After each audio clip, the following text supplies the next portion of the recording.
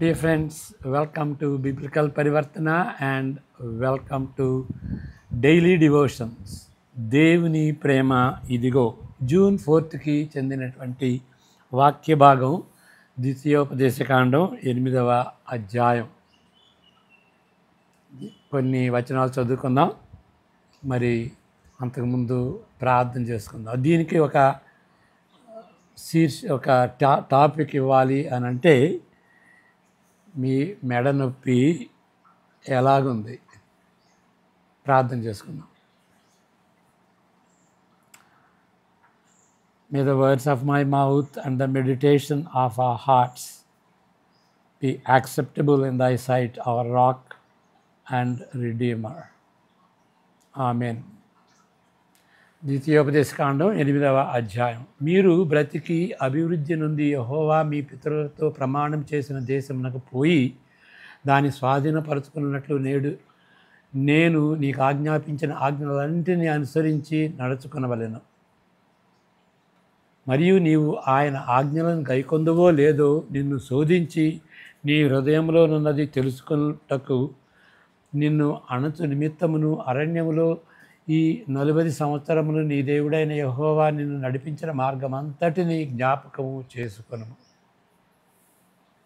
ఆహారం వలననే గాక యెహోవా సెలవిచ్చిన ప్రతి మాట వలన నరులు బ్రతుకుదురని నీకు తెలియజేయటకు ఆయన నిన్ను అణచి నీకు ఆకలి కలుగజేసి నీవే గాని నీ పితరులే గాని ఎన్నడెరుగని మన్నాతో నిన్ను పోషించను. ఈ 40 సంవత్సరములు నీవు వేసుకొనిన బట్టలు పాతగలేదు, నీ కాలు వాయలేదు. ఒకడు తన కుమారుని ఎట్లు శిక్షించనో అట్లే నీ దేవుడైన యెహోవా నిన్ను శిక్షించువాడని నీవు తెలుసుకొని ఆయన మార్గములలో నడుచుకున్నట్లు ఆయనకు భయపడినట్లును నీ దేవుడైన యెహోవా ఆజ్ఞలను గైకొనవలెను. నీ దేవుడైన యెహోవా నిన్ను మంచి దేశంలో ప్రవేశపెట్టును. అది నీటి వాగులను, లోయలో నుండి, కొండలలో నుండి పారు ఓటలను, అగాధ జలములను గల దేశము. అది గోధుమలు, యవల ద్రాక్ష చెట్లు, అంజూరపు చెట్లు, దానిమ్మ పండ్లను గల దేశము. ఒలివ నూనెయు తేనెయు గల దేశము. కరువు అనుకొనకుండా నీవు ఆహారము తిను దేశము. అందులో నీకు ఏ లోపం ఉండదు. అది ఇనుపరాళ్ళు గల దేశము. దాని కొండలలో నీవు రాగి త్రవ్వి తీయవచ్చును. నీవు తిని తృప్తి పొంది నీ దేవుడైన యెహోవా నీకు ఇచ్చిన మంచి దేశమును బట్టి ఆయనను స్తుతింపవలెను. నేడు నీకు ఆజ్ఞాపించు ఆయన ఆజ్ఞలను, విధులను, కట్టడలను నీవు అనుసరింపక నీ దేవుడైన యెహోవాను మరచి కడుపార తిని మంచి ఇండ్లు కట్టుకొని వాటిలో నివసింపగా నీ పశువులు నీ గొర్రెల మేకలను వృద్ధి అయి నీకు వెండి బంగారములు విస్తరించి నీకు కలిగినదంతయు వర్ధిల్లినప్పుడు నీ మనసు మదించి దాసుల గృహమైన ఐగుప్తు దేశంలో నుండి నిన్ను రక్షించిన నీ దేవుడైన యెహోవాను మరచదవేమో. తాపరకమైన పాములను, తేళ్లను కలిగి ఎడారి అయి నీళ్లు లేని భయంకరమైన ఆ గొప్ప అరణ్యంలో ఆయన నిన్ను నడిపించెను. రాతి బండ నుండి నీకు నీళ్లు తెప్పించెను. తుదకు నీకు మేలు చేయవలనని నిన్ను అణచుటకును శోధించుటకును నీ పితరుల ఎరుగని మన్నాతో అరణ్యమున నిన్ను పోషించెను. అయితే మీరు మా సామర్థ్యము, మా బాహుబలము, ఇంత భాగ్యము మాకు కలుగజేసినదని అనుకుందురేమో. కాగా నీ దేవుడైన యెహోవాను జ్ఞాపకము చేసుకొనవలెను. ఏలయనగా తాను నీ పితరులతో ప్రమాణం చేసినట్లు తన నిబంధనను నేటి వలె స్థాపింపవలెనని మీరు భాగ్యము సంపాదించుకొనుటకై మీకు సామర్థ్యము కలుగజేసిన వాడు ఆయనే. నీవు ఏమాత్రమైనను నీ దేవుడైన యెహోవాను మరచి ఇతర దేవతలను అనుసరించి పూజించి నమస్కరించిన ఎడల మీరు నిశ్చయంగా నశించిపోదురని నేడు మిమ్మును గూర్చి నేను సాక్ష్యము పలికి ఉన్నాను. నీ ఎదుట నుండకుండా యెహోవా నశింపజేయుచున్నది. జనములు వినకపోయినట్లు మీ దేవుడైన యెహోవా మాట మీరు వినకపోయిన ఎడల మీరును వారి వలనే నశించెదరు. చాలు, చదువుకుందాం. ఇశ్రాయేలీయుల 40 సంవత్సరాలు ఎడారి ప్రయాణమును గూర్చి దైవపరమైన అంటే థియలాజికల్గా ఆ దృక్పథమును ప్రాముఖ్యమైన ఈ దృక్పథమును ద్వితీయోపదేశ కాండము తెలియపరుస్తుంది. ఈ 40 సంవత్సరాల ఎడారిలో ప్రవేశించిన దాన్ని బట్టి ఏంటి థియలాజికల్ ట్రూత్ ఏంటి, ఏం థియాలజీ మనం నేర్చుకోగలం అనేటువంటిది. దేవుడు వ్యక్తి కాబట్టి ఆయన ప్రజలతో ప్రస్తావిస్తున్న చరిత్రను చెప్పగలరు. శక్తి అయితే ఎట్లాగూ, దేవునికి శక్తి ఉంది, కానీ దేవుడు వ్యక్తి, మాట్లాడతాడు, పనిచేస్తాడు, ఆయనకు ఫీలింగ్స్ ఉంటాయి, ఆయన నడిపిస్తాడు, ఆయన మిగిలినటువంటి వ్యక్తులతో సంబంధం కలిగి ఉంటాడు. ఇక్కడ నిబంధన కూడా చేసుకున్నాడు ఇశ్రాయేలుతో. కాబట్టి దేవుడు వ్యక్తి అని మర్చిపోవద్దు. మాట్లాడేటువంటి ఆయన ఫీలింగ్స్ ఏంటి, ఆయనకి ఏది ఇష్టం ఏది అయిష్టం అన్నీ తెలియజేసేటువంటి దేవుడు వ్యక్తి. కాబట్టి ఆయన ప్రజలతో ప్రస్తావిస్తున్న చరిత్రను మనం చెప్పుకోవచ్చు. అక్కడ మోషే ఆ చరిత్రను ఇక్కడ చెబుతున్నాడు. ఏంటి వాళ్ళ చరిత్ర? వారి అక్కరతలు తీరుస్తాడని, వారు తిరుగుబాటు చేశారని, అందుకు దేవుడు స్పందిస్తూ వారిని శిక్షిస్తాడని, అప్పుడు వారు పశ్చాత్తాపపడతారని, ఈ విధంగా తిరిగి జరుగుతున్న చరిత్ర. అది వాళ్ళ చరిత్ర. ఇంకా వేరొక విధంగా చూస్తే దేవుని సార్వభౌమ దృక్పథంలో ఈ చరిత్రను కూడా చెప్పవచ్చు. మనుషుల దృక్పథంలో అది ఆ చరిత్ర. మరి దేవుని దృక్పథంలో ఏంటి ఆ చరిత్ర ఏంటి? దేవుడు ఏ విధంగా చూస్తాడు? సర్వస్వము దేవుని అధీనంలో జరుగుతున్నట్లు చూడగలము. అలాంటిది ఈ అధ్యాయంలో ప్రస్తావించబడినది. అసలుగా ప్రజలు అడగకముందే వారికి కావలసిన దానిని దేవుడు ఆయన సార్వభౌముడు. ఆ విధంగా ఇవ్వాలనుకుంటే, ఏది అడిగితే అది ఇవ్వాలనుకుంటే ఇస్తాడు. లేక ఆయన తలంచినచో వారిని నాశనం కూడా చేయగలడు. అయితే దేవుడు ఎంచుకున్నది ఏంటి అంటే, దానికి బదులుగా వారిని అణచి, టు హంబుల్ దెమ్, వారిని పరీక్షించి వారికి ఆకలి కలుగజేసి చివరకు వారిని మన్నాతో తృప్తిపరచవలనని ఆయన సార్వభౌముడైనటువంటి దేవుడు తలంచాడు. దీన్ని బట్టి వారికి ఒక పాఠం వాళ్ళు నేర్చుకోవాలి. ఆహారం వలనే గాక యెహోవా సెలవిచ్చిన ప్రతి మాట వలన నరులు బ్రతుకుదురని నీకు తెలియజేయుటకు. అది పర్పస్, ఆ ఉద్దేశం. Man shall not live by bread alone but by every word that proceeds from the mouth of God. 3వ వచనం. ఆ విధంగా పరీక్షించాలని దేవుడు ప్రణాళిక వేసుకున్నాడు. సామాన్య తీరులో చెప్పినడల, ఒక జనరల్గా చెప్తే 5వ వచనంలో ఏం చూస్తాం? ఒకడు తన కుమారుని ఎట్లు శిక్షించనో అట్లే నీ దేవుడైన యెహోవా నిన్ను శిక్షించువాడని వారు తెలుసుకొనుటకు వారిని శిక్షణలో పెట్టెను. కుమారుని ఏ విధంగా శిక్షిస్తాడు, లేకపోతే శిక్షణలో పెడతాడు, డిసిప్లిన్లో. అది ప్రేమించినటువంటి వాళ్ళనే డిసిప్లిన్ చేస్తాడు. మరి హెబ్రీ 12లో కూడా ఉంటుంది, 12:8 కూడాను, if God does not discipline, then they are not children. దేవుడు శిక్షించకపోతే కుమారులనే శిక్షించాడు, శిక్షించలేదు అంటే వాళ్ళు కుమారులు కాదు అనేటువంటి రీతిగా దే ఆర్ దుర్బీజులు అని కూడా ఉంటుంది. ఓకే, దుర్బీజులు.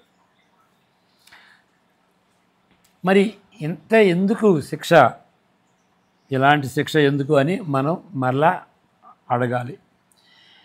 నీ వలె నా వలె పతనమైన ప్రజల్లో ఉండే విషాదకరమైనటువంటి సత్యం ఏంటి అంటే, ఒక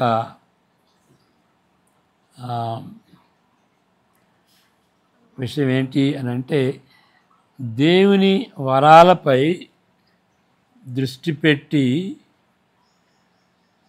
వరాలను అనుగ్రహించే వారిని నిర్లక్ష్యం చేస్తాం.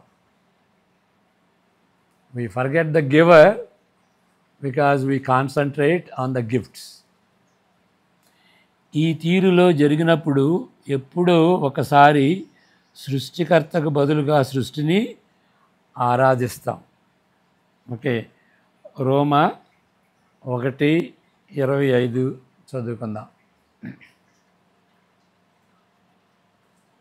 సిఎఫ్ అంటే చూడండి, దాన్ని సిపి అంటే కంపేర్, ఇది చూడటం. అట్టివారు దేవుని సత్యమును అసత్యమును నాకు మార్చి సృష్టికర్తకు ప్రతిగా సృష్టమును పూజించి సేవించిరి. యుగయుగముల వరకు ఆయన స్తోత్రార్హుడై ఉన్నాడు. ఆమేన్. ఇశ్రాయేలీయులు ఈ ప్రమాదములో ఉన్నారని దేవునికి తెలుసు. పాడి పంటల సమృద్ధి కలిగిన దేశమునకు ఆయన వారిని తేబోతున్నాడు కదా. అక్కడ సరిపోయిన నీటి వసతి, గనులలో నిండిన సిరి సంపదలు అచ్చట లభించనయున్నాయి. ఆహారం వలనే కాక యెహోవా సెలవిచ్చిన ప్రతి మాట వలన నరులు బ్రతుకుదురని నీకు తెలియజేయుటకు అది అనుకూల స్థలంగా ఉండదు. వాళ్ళు వెళ్ళిన తర్వాత ఈ విధంగా పరీక్షించడానికి అది తగిన పరిస్థితి కాదు. కాబట్టి ఇప్పుడే ఈ అరణ్యంలోనే ఈ 40 సంవత్సరాల సమయంలోనే దేవుడు వాళ్ళని పరీక్షిస్తున్నాడు. ఎందుకు? ఈ పాఠం నేర్చుకోవటానికి తగిన సమయం అది. ఇది అనుకూల సమయం. ఆ 40 సంవత్సరాల వ్యవధిలో పరీక్షించాడు దేవుడు. ఎంతో ప్రమాదకరమైన పరిస్థితిని ఎదుర్కొనబోతున్నారు వాళ్ళు. దేవుని దృష్టిలో అది ప్రమాదకరమైనటువంటి పరిస్థితి. మన దృష్టిలో అయితే సస్యశ్యామలంగా అన్నీ కలిసి వచ్చేటువంటి రీతిగా, జబ్బులు ఉండవు, మరి సిరి సంపదలు ఉంటాయి, అన్నీ కలిసి వచ్చేటటువంటి రీతిగా. అది దేవుని దృష్టిలో అది ప్రమాదకరమైన పరిస్థితి. వారు వాగ్దాన దేశంలో ప్రవేశించి చాలినంత ఐశ్వర్యమును అనుభవించినప్పుడు ప్రమాదాలు మొదలవుతాయి. మీరు బ్రతికి అభివృద్ధి నుండి యెహోవా మీ పితరులతో ప్రమాణం చేసిన దేశమునకు పోయి దాని స్వాధీనం చేసుకున్నట్లు నేడు నేను నీకు ఆజ్ఞాపించిన ఆజ్ఞలన్నిటినీ అనుసరించి నడుచుకొనవలెను. కానీ ఏమవుతుంది? ధనంతో పాటు మదం వచ్చే శోధన కూడా రాగలదు. ధనంతో పాటు మదం వస్తుంది, గర్వం వస్తుంది. దాన్నే స్టిఫ్ నెక్ అంటాం, తలవిరుసు అంటాం. ఇంకే స్టిఫ్ నెక్ అనే మాట దేవుడు కూడా వాడుతున్నాడు. ఆఫ్ ఆల్ ద పీపుల్, మీరు మంచివాళ్ళు నీతిపరులని మేము ఎంచుకోలేదు, of all the people you are the most stiff necked people. మీరు గర్విష్ఠులు అని అంటాడు.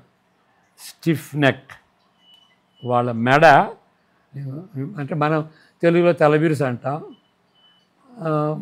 ఇంగ్లీష్లో స్టిఫ్ నెక్ అంటాం. అది ఇక్కడ మదం అనేటువంటి మాట బైబిల్లో వాడబడింది. మదం వస్తుంది, చాలా గట్టి మాట కదా. అప్పుడు వారి బానిసత్వము నుండి విడిపించిన యెహోవాను మరచేటట్లుగా ఉంటారు. అన్నీ ఉండదాన్ని బట్టి వాళ్ళు ఎక్కడి నుండి వచ్చారు దాన్ని మర్చిపోతారు. దేవుడు ఏం చేశాడు దాన్ని మర్చిపోతారు. మరిచేటట్లుగా ఒక తెర నుండి ఒక స్వరం సూచిస్తుంది. Okay, prompting. మరి డ్రామాలు వేసేటప్పుడు తెర వెనక ఒక పుస్తకం బయట చదువుతాడు కదా, వాళ్ళు నటించేటువంటి వాళ్ళు ఆ నాటకులు మర్చిపోకుండా ప్రాంప్టింగ్ చేస్తారు. ఆ విధంగా ప్రాంప్ట్ చేస్తుంది అన్నమాట. ఏది? ఈ యొక్క ధనం ప్రతిసారి అది చేస్తుందని కాదు. మరి ఆయన అబ్రహాము చాలా ధనికుడే కదా, మరి చాలా ధనికులు అలాంటి వాళ్ళు ఉన్నారు. ఆది పితరులు ధనికులే, కానీ వాళ్ళు ఆ మదం రాలేదు. దేనిపై ఆధారపడినటువంటి విశ్వాసంతో వాళ్ళు జీవించారన్నమాట. కాబట్టి తప్పనిసరిగా ధనం ఉంటే తప్పనిసరిగా మదం ఉంటుంది, ప్రైడ్ ఉంటుంది, వాళ్ళు స్టిఫ్ నెక్డ్ పీపుల్గా ఉంటారు అని తప్పనిసరిగా. కానీ ఆ శోధన ఉంటుంది. ఆ శోధనలో పడిపోతే అది పాపం అవుతుంది అన్నమాట. శోధన ఉంటుంది, అది శోధన రాగలదు. తెర వెనుక స్వరం ఆ విధంగా ఉంటుంది. చివరికి ఏమవుతుంది? దేవుని మాటల కంటే ఆ సిరి సంపదలకు ఎక్కువ విలువిస్తారు. వారికి వారు సమర్థించుకుంటూ సగర్వంగా చెప్పుకుంటారు. ఏమని చెప్పుకుంటారు? మా సామర్థ్యమును మా బాహుబలము ఇంత భాగ్యము మాకు కలుగజేసినది. ఆ భాగ్యం ఎందుకు వచ్చింది? మా బాహుబలం వలన, మా నేర్పరితనం వలన, మా సామర్థ్యతను బట్టి అని సగర్వంగా చెప్పుకుంటూ సమర్థించుకుంటారు.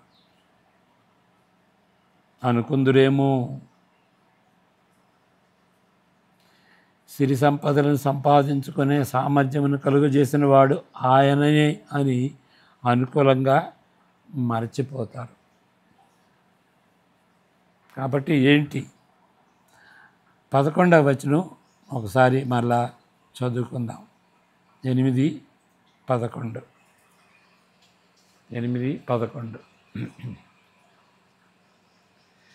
నేడు నేను నీకు ఆజ్ఞాపించు ఆయన ఆజ్ఞలను, విధులను, కట్టడలను నీవు అనుసరింపక నీ దేవుడైన యెహోవాను మరచి కడుపారా తిని. అక్కడ 11వ వచనంలో ఏముంటుంది అంటే, ఇక్కడ దేవుని కట్టడలకు ఉన్నటువంటి సంబంధం, ఆ కట్టడలను ఎందుకు, విధులను కట్టడలను ఎందుకు వాళ్ళు అనుసరించాలి?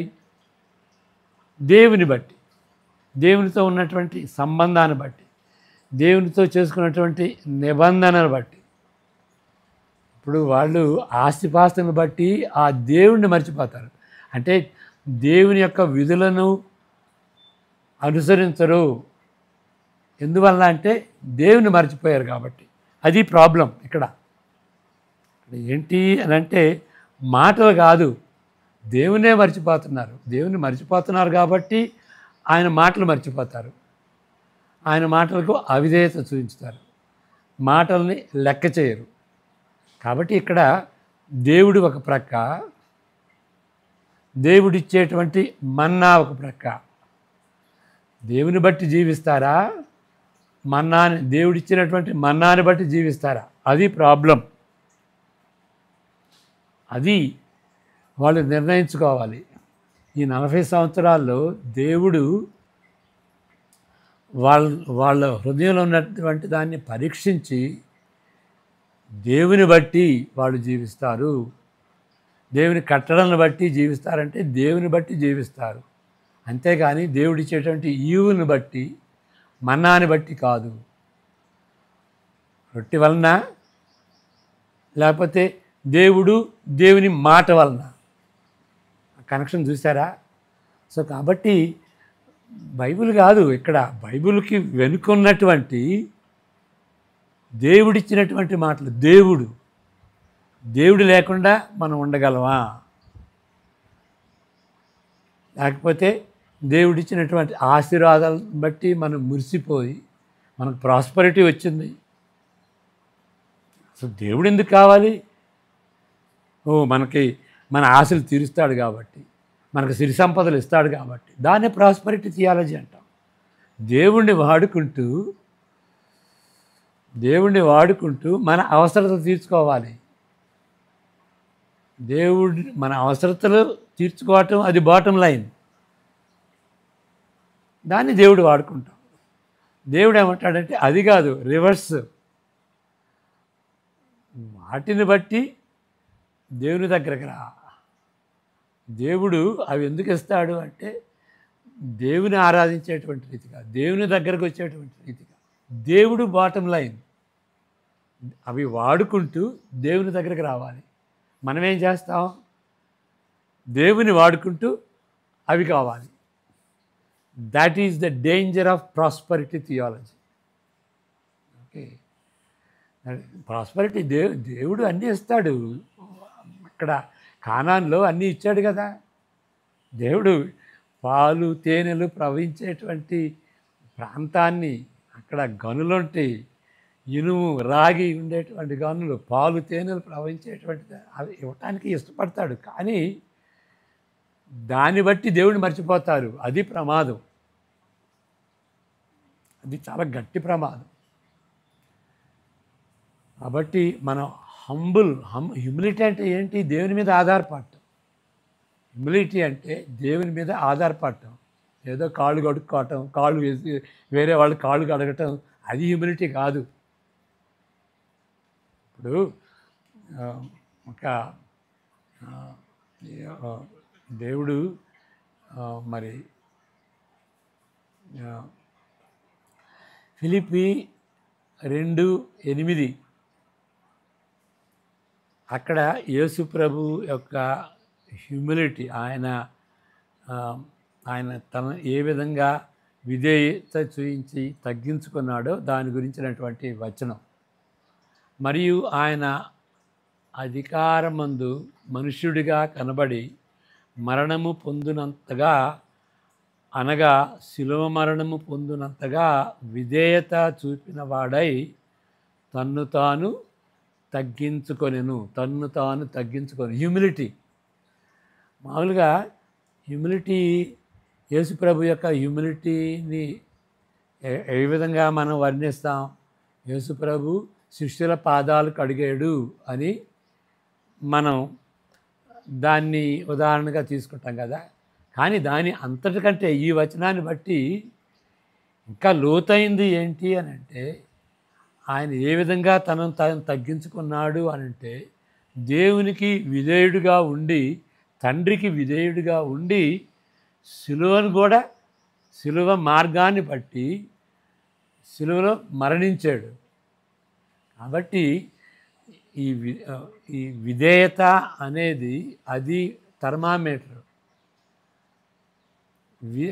హ్యూమిలిటీకి థర్మామీటర్ ఏంటంటే దేవుని వాక్యానికి విధేయత, దేవుని ఆజ్ఞలకు విధేయత. అంతేగాని చీపురు బట్టి ఓడటం, లేకపోతే వేరే వాళ్ళ పాదాలు కడగటం. ఓకే, ఒకళ్ళనొకళ్ళు మీ పాదాలు కడగండి అని అన్నాడు. అది కొంతమంది ఏం చేస్తారంటే ఒక బాప్తిస్తం లాగా, ప్రభు బలలాగా పాదాలు కడగటం కూడా ఒక ఆర్డినెన్స్ లాగా తీసుకుంటారు.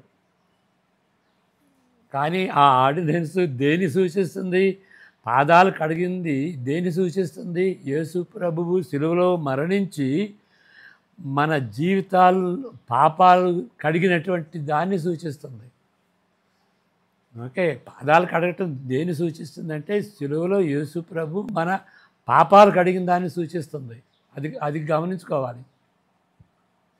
కాబట్టి పాదాలు కడగటం అనేది శిష్యులు అది ఒక ఆర్డినెన్స్ లాగా అది దాన్ని అవలంబించలేదు. కానీ ఇక్కడ మెయిన్ పాయింట్ ఏంటంటే యేసుప్రభు ఏ విధంగా తనను తాను తగ్గించుకుని తండ్రి మాటకు విధేయుడిగా ఉన్నాడో మనం ఆ విధంగా దేవుని యొక్క మాటకు విధేయులుగా ఉండాలి. అది ఇక్కడ comparison. Whether you are obeying God and obeying his word or depending upon the food that he has given. రొట్టెని బట్టి మనం జీవిస్తున్నావా? దేవునిపై ఆధారపడి హంబుల్గా ఉండి జీవిస్తున్నావా? అది నేర్చుకోవాలి. అది నేర్చుకునేంత వరకు మనకు పరీక్ష శోధన ఉంటానే ఉంటుంది. ఎందుకంటే దేవుడు మనం వాడుకోవాలని చూస్తున్నాడు. ఈ పరీక్షలో మనం నెగ్గాలి. శ్రమల ద్వారా నెగ్గుతాం.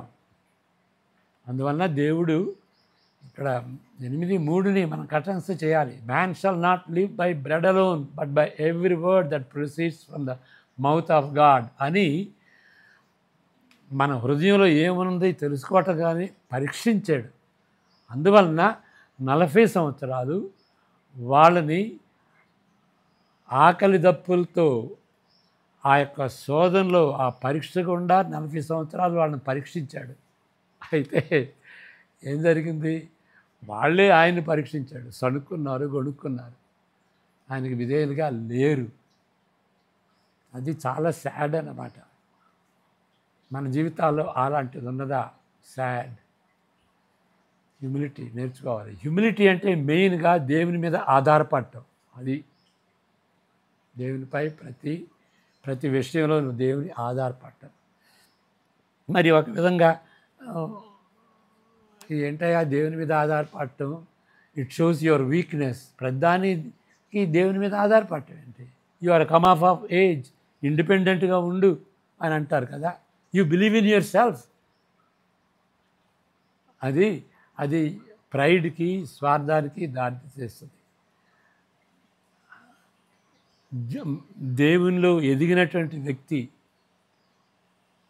ఆత్మీయతలో ఎదిగినటువంటి వ్యక్తి ఎవరు అంటే దేవునిపై ఆధారపడేటువంటి వ్యక్తి, దేవునికి ఇండిపెండెంట్గా ఉండేటువంటి వ్యక్తి కాదు. అంటే మన కాళ్ళ మీద మనం నిలబడాలి. ఆర్థికంగా మన కాళ్ళ మీద మనం నిలబడాలని మరి తల్లిదండ్రులు పిల్లల ఎడల ఆశిస్తారు.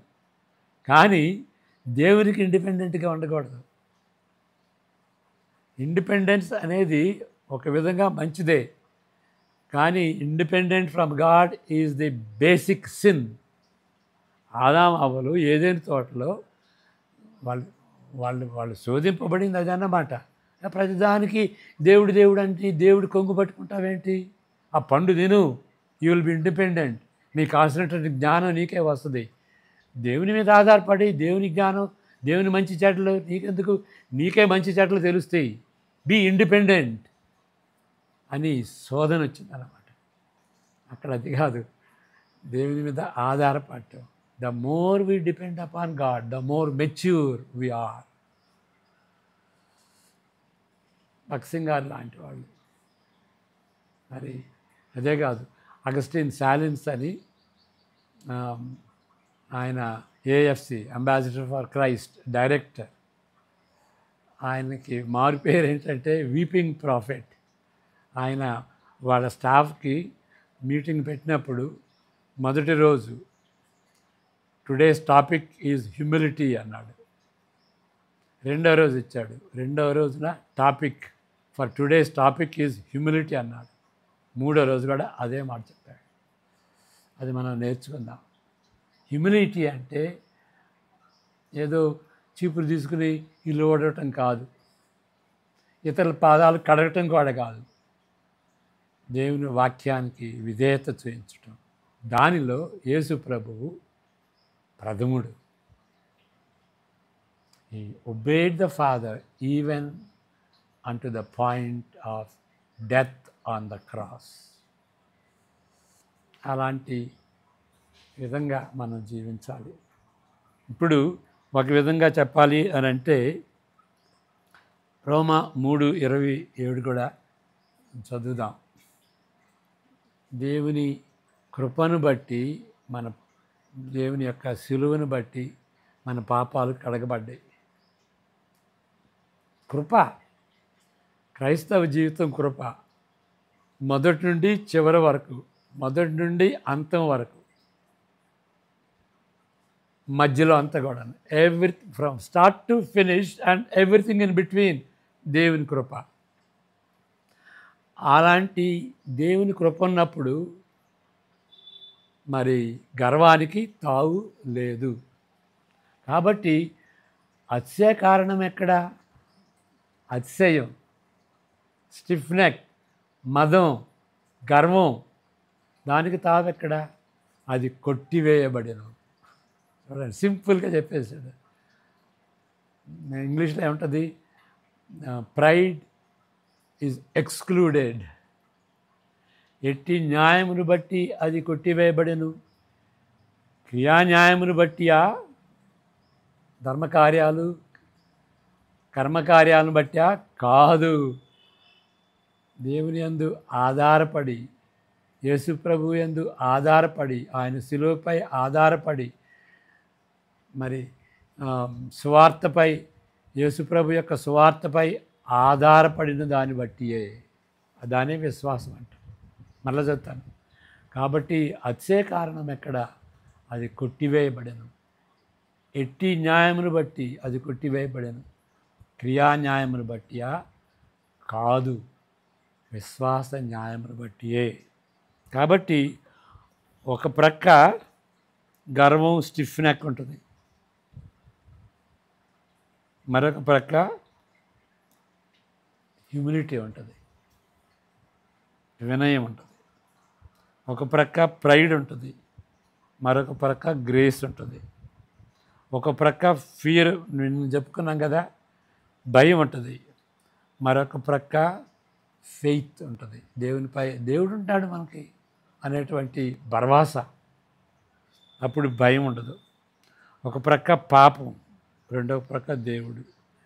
ఇది ఉంటే ఇది ఉండదు, ఇది ఉంటే ఇది ఉండదు. ఒకదానికి ఒకటి ఎలర్జీ అన్నాం. ఇప్పుడు ఎలర్జీ అంటాం కదా. ఓకే, ఇది ఉంటే ఇది దగ్గరకు రాదు, ఇది ఉంటే ఇది దగ్గరకు రాదు. Man shall not live by bread alone, but by every word. దేవుడు, దేవుని యొక్క మాటలు. ఒక ఆయన అన్నాడు, దేవుని మాట అంటే Bible. whether the Bible will keep you from sin or sin will keep you from the Bible. Bible చదువుకోకపోతే పాపం వస్తుంది. పాపం వచ్చినప్పుడు బలహీన పడతాం. బైబిల్ చదువుకోకపోతే పాపం ఎంటర్ అవుతుంది. బైబిల్ 7 రోజులు చదువుకోకపోతే ఇంకా మనం బలహీనం అయిపోతాం. అందువలన ఒక అతను అన్నాడు, 7 days without the Bible makes 1 week. 7 days without the Bible makes 1 week. It's a pun అంటారు. 1 week అంటే ఒక వారం. 7 days ఒక వారం. వీక్ అంటే బలహీనం. వారం రోజులు బైబిల్ చదవకపోతే ఆత్మీయంగా మనం బలహీనం అవుతాం. 7 days without the Bible makes 1 week. Proud Christian is an oxymoron, contradiction in terms. కాబట్టి దానికి విరుగుడేంటి? యేసు ప్రభువుకు సిలువని మనం జ్ఞాపకం చేసుకుందాం. సిలువని జ్ఞాపకం చేసుకున్నప్పుడు ప్రైడ్కి స్థానం ఉండదు. Grace, pride goes out. ప్రార్థన చేసుకుందాం. ప్రభువా, మేము గర్వపడినటువంటి సందర్భాలు, సమయాలు ఎన్నో ఉన్నాయి నాయన. యేసు ప్రభు యొక్క శిలువను బట్టి మమ్మల్ని క్షమించండి. ఆ శిలువను చూడటానికి, దాన్ని ధ్యానించుకోవటానికి ఆ ధన్యత అనుగ్రహించండి. మీ యొక్క కృపను, మీ యొక్క కృప అనేటువంటి ఆ మధురాన్ని, ఆ తేనెను త్రాగులాగున, ఆ యొక్క కృపతో మేము సంతృప్తి పడేలాగున మీరు మాకు సహాయం దయచేయమని యేసు ప్రభు పేరట వేడుకుంటున్నాం తండ్రి. ఆమేన్. God bless you.